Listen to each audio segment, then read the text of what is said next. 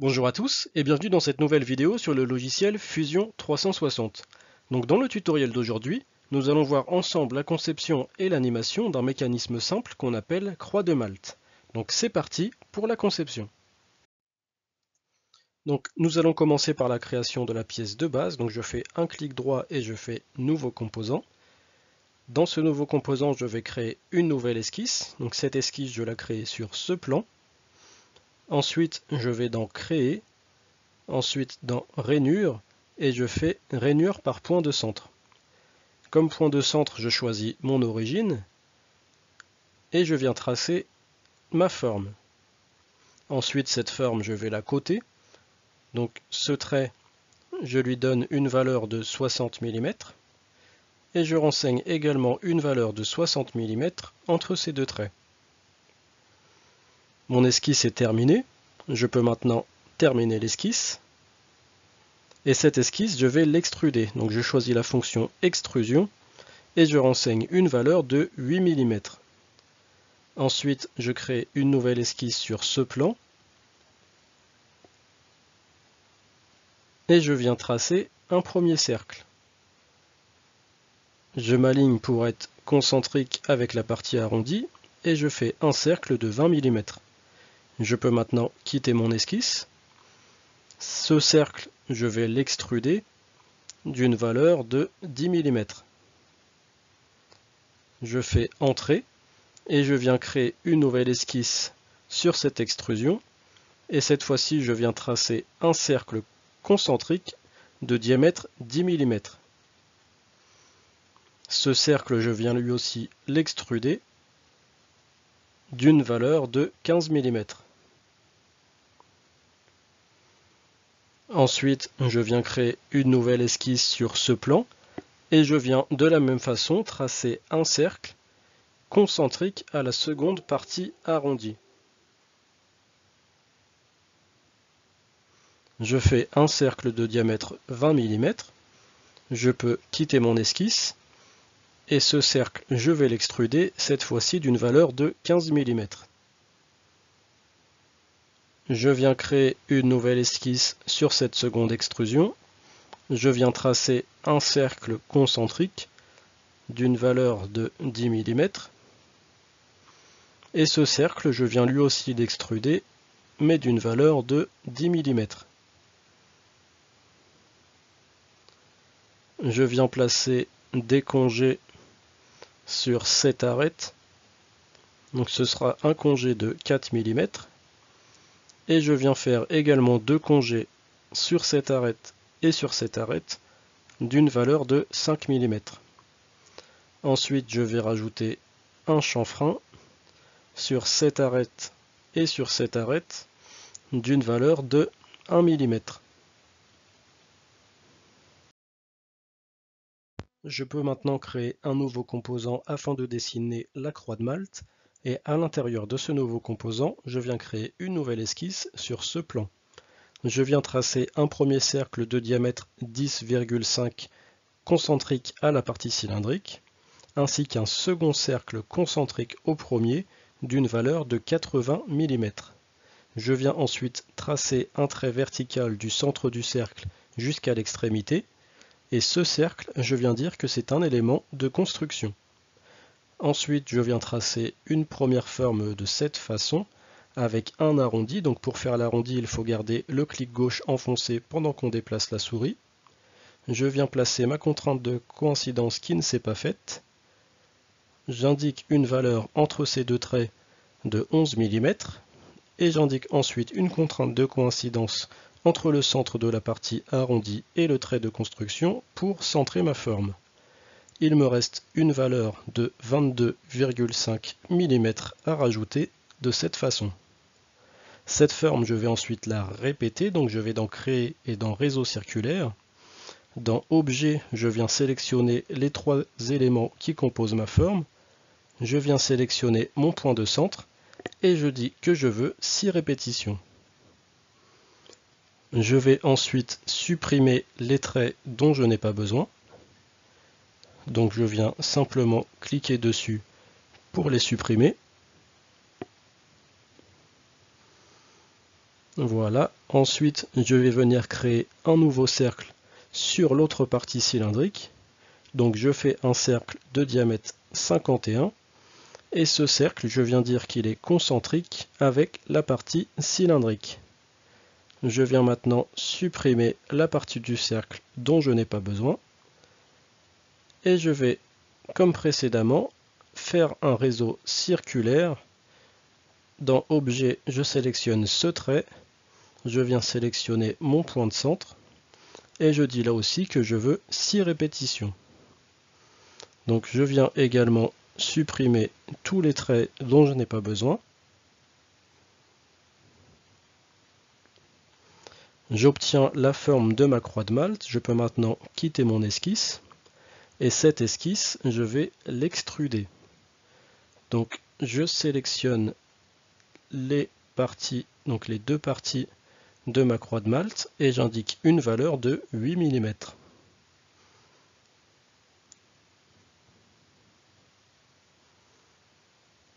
Je vais ensuite venir mettre des chanfreins sur les deux arêtes d'entrée de mon perçage, donc au-dessus et en dessous. Et j'indique une valeur de 1 mm. Je vais également venir créer des congés tout autour de ma croix de Malte. Donc je sélectionne toutes les faces qui composent le contour de la croix de Malte.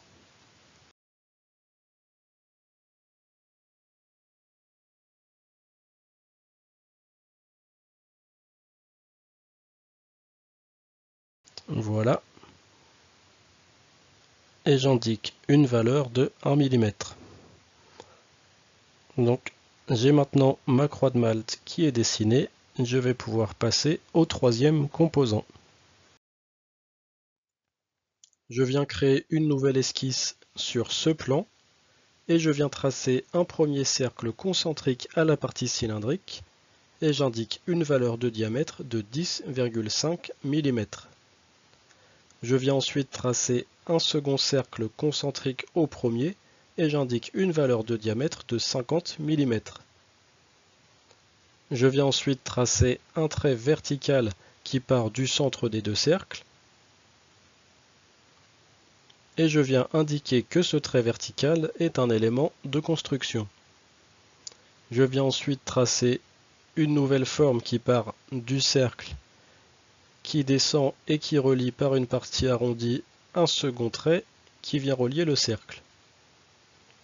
Ensuite, j'indique les contraintes de tangence, donc une première entre ce trait et le cercle, une seconde entre la partie arrondie et ce trait, et une dernière entre ce trait et le cercle. J'indique ensuite une contrainte de coïncidence entre le centre de l'arrondi et le trait vertical de construction. Ensuite, je viens indiquer une valeur entre l'arrondi et le centre des deux cercles de 65 divisé par 2, soit 32,5 mm. Et enfin, j'indique une valeur de rayon de 10 mm. Je peux maintenant quitter cette esquisse et cette esquisse, je vais l'extruder. Donc je sélectionne les trois parties qui composent cette esquisse et j'extrude d'une valeur de 4,5 mm. Je peux ensuite créer une nouvelle esquisse sur ce plan. Je viens comme précédemment tracer un premier cercle de diamètre 10,5 mm ainsi qu'un second cercle de diamètre 50 mm.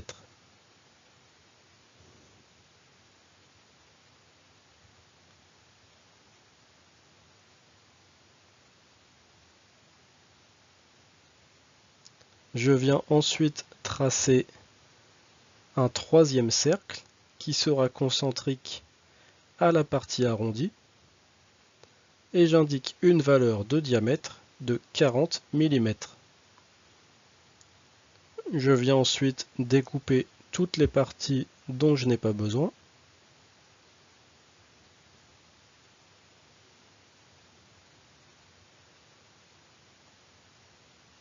je peux maintenant quitter cette esquisse. Et cette esquisse, je vais elle aussi l'extruder.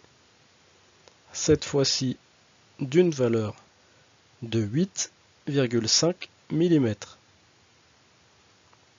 Je viens ensuite créer une nouvelle esquisse sur ce plan et je viens tracer un cercle concentrique à la partie arrondie d'une valeur de 10 mm. Je quitte mon esquisse et ce cercle, je vais lui aussi l'extruder d'une valeur de 15 mm.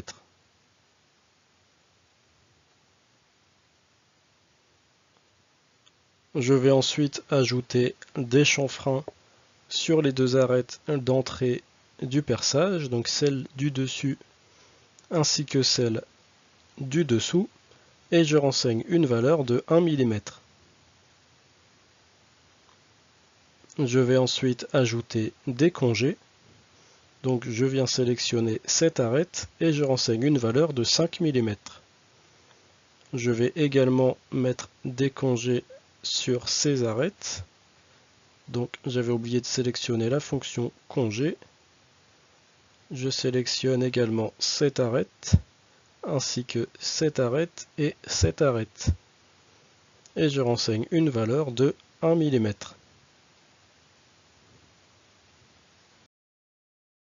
Donc les trois composants sont maintenant dessinés, je peux réactiver l'ensemble et passer à l'assemblage. Donc comme pour tout assemblage, il me faut un élément fixe.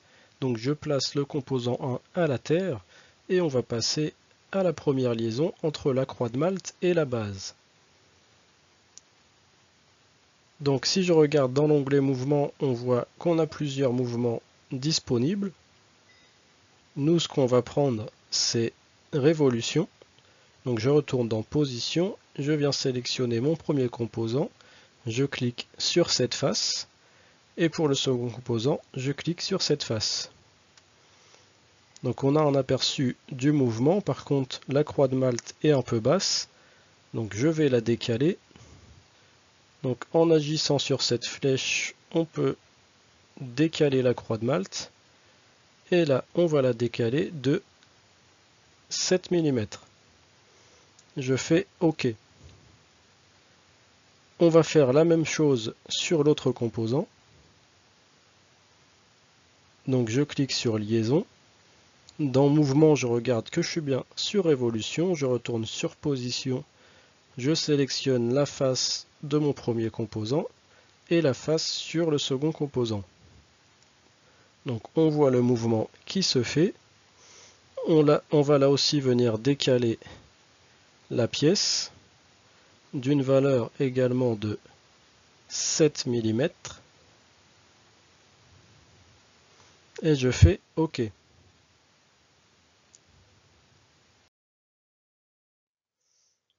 Donc si on vient déplacer manuellement les deux composants, on voit bien que les rotations se font bien. Par contre, les deux mouvements ne sont pas liés. On voit bien que les composants rentrent en collision. Donc pour régler le problème, on va aller dans Assembler et on va cliquer sur Activer les jeux de composants en contact. Ici, je viens faire un clic droit et je mets Nouveau jeu de composants en contact. Je viens sélectionner mes deux composants et je fais OK. Et maintenant, si je viens faire bouger ce composant, on voit bien qu'il entraîne le second.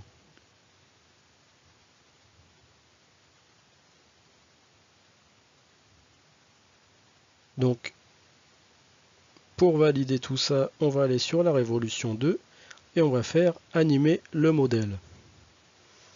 Et là, on voit bien notre croix de Malte qui vient tourner pas à pas.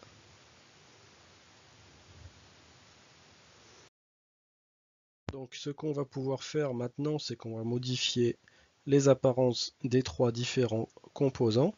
Donc pour ce faire, je vais sur le composant 1, je fais un clic droit et je clique sur Apparence.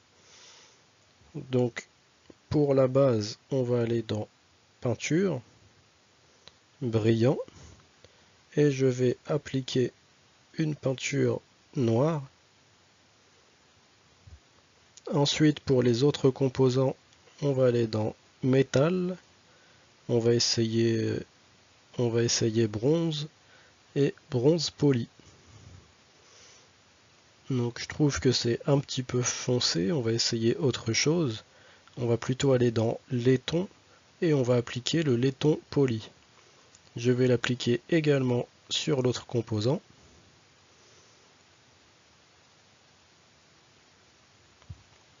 Et maintenant, on peut réanimer. On peut réanimer le modèle. Et on a notre assemblage de croix de Malte qui est maintenant terminé et animé. Donc voilà, c'était l'occasion à travers ce mécanisme simple de revoir quelques notions en conception et en assemblage. J'espère que la vidéo vous aura plu et qu'elle vous aura été utile. N'hésitez pas à mettre un petit pouce bleu et à partager la vidéo, et je vous invite également à vous abonner à la chaîne pour ceux dont ce n'est pas encore le cas. En attendant, moi je vous dis à bientôt pour la prochaine vidéo.